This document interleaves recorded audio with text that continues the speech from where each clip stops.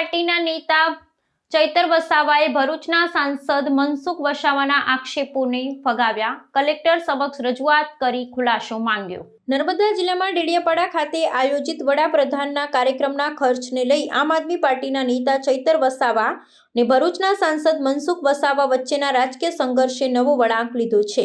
ચૈતર વસાવાએ આક્ષેપ કર્યો છે કે સાંસદ મનસુખ વસાવા દ્વારા તેમના પર પાયા વિહોણા આક્ષેપો કરી તેમને રાજકીય કારકિર્દીને નુકસાન પહોંચાડવાનો પ્રયાસ કરવામાં આવી રહ્યો છે। આ વિવાદ સંદર્ભે ચૈતર વસાવાએ નર્મદા જિલ્લા કલેક્ટરને રૂબરૂ મળીને રજૂઆત કરી હતી, જેમાં કલેક્ટરે સાંસદ દ્વારા લગાવવામાં આવેલા આક્ષેપો પાયા વિહોણા હોવાનો ખુલાસો કર્યો હોવાનો દાવો કરવામાં આવ્યો છે। ચૈતર વસાવાએ પ્રહાર કરતા જણાવ્યું હતું કે વડાપ્રધાનના કાર્યક્રમ પાછળ જનતાના અંદાજે 50 કરોડ રૂપિયાનો ખર્ચ કરવામાં આવ્યો હોવાની વિગતો સાર્વજનિક કરવામાં આવતા સાંસદ મનસુખ વસાવા શોભજનક સ્થિતિમાં મુકાયા છે। તેમણે વધુમાં ઉમેર્યું કે અગાઉ જ્યારે તેમણે મનરેગા યોજના અને નલ સે જલ અભિયાનમાં થયેલા કથિત કૌભાંડોને ઉજાગર કર્યા હતા ત્યારે પણ સાંસદ દ્વારા આકરો વિરોધ કરવામાં આવ્યો હતો। ચૈતર વસાવાનો તર્ક છે કે આ કાર્યક્રમના કોન્ટ્રાક્ટરો સાથે સાંસદના અંગત હિતો જોડાયેલા હોવાથી તેઓ વિરોધ પક્ષના નેતા પર પાયા વિહોણા આક્ષેપો કરી રહ્યા છે। આ રાજકીય ગજગરા હવે કાયદાકીય લડત તરફ આગળ વધે તેવા સંકેતો મળી રહ્યા છે। ચૈતર વસાવાએ મનસુખ વસાવાને ગંભીર ચેતવણી આપતા જણાવ્યું છે કે જો ભવિષ્યમાં ફરીથી આ પ્રકારે ખોટા આક્ષેપો કરવામાં આવશે તો તેઓ કાયદાકીય કાર્યવાહી હાથ ધરશે। બીજી તરફ સત્તાધારી પક્ષના સમર્થકો અને આરોપોને રાજકીય સ્ટન્ટ ગણાવી રહ્યા છે।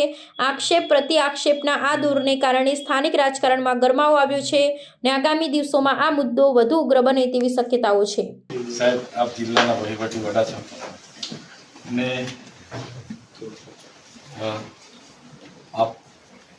આપે એવી કોઈ મારા વતી સાંસદને અહીંયા બોલાવ્યા હતા અને નીલરાવને બોલાવ્યા હતા અને આપે એવું કીધું છે કે ચૈતરભાઈ 1.5 કરોડ માગતા હતા પણ માંડ 75 લાખમાં પૈતું છે અને એમને 75 લાખ રૂપિયા આપણે આપવાના થાય છે। ત્યારે સાંસદે એવું કીધું કે ના ભાઈ, આપણે 1 રૂપિયો આપવાનો થતો નથી એમ કરીને સાંસદે 2 આટા પ્રેસ વાર્તા કરી છે। હવે મેં બી ધારાસભ્ય છું સાહેબ, સાંસદ તમારું નામ લઈને એવું કહે છે કે મને કલેક્ટરે ત્યાં બોલાવીને કીધા હતા, તમે કલેક્ટરને પૂછી લો, એટલે અમે પૂછવા સાહેબ મેં ક્યારે તમારી પાસે 75 લાખ રૂપિયાની માંગણી કરી? આ વાત ખોટી વાત છે ને?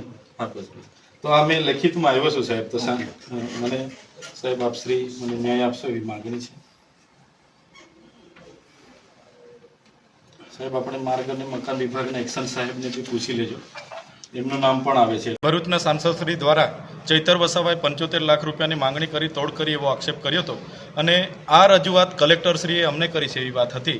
ત્યારે જિલ્લાના વડા અમારા કલેક્ટર સાહેબને અમે મળવા માટે આવ્યા અને કલેક્ટર સાહેબે આપ સૌના હાજરીમાં ખુલાસો કર્યો કે આ તદ્દન વાત ખોટી છે।